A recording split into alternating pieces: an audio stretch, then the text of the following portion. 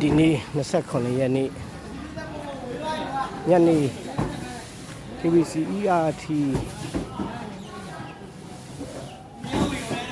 တို့လာရောက်ဒီကံတော့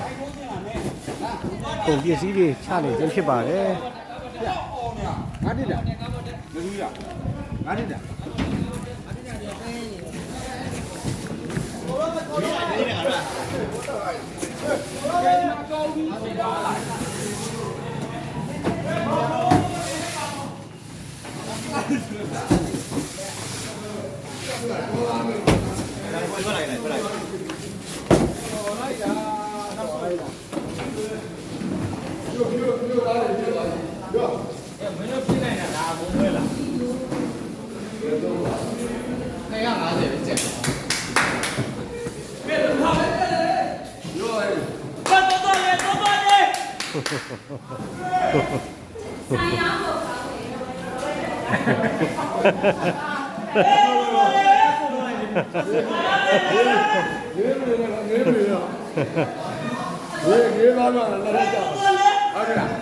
မျိုးသားလေးမျိုးအားကြည့်တယ်မျိုးသားလေး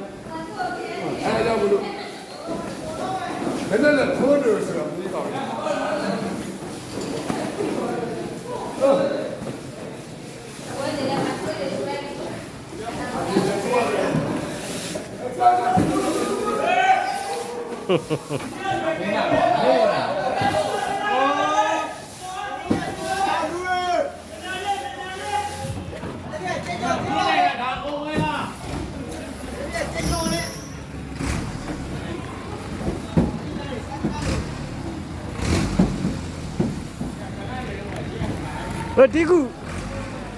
တီကူဒီမှာထွက်လာပါဦး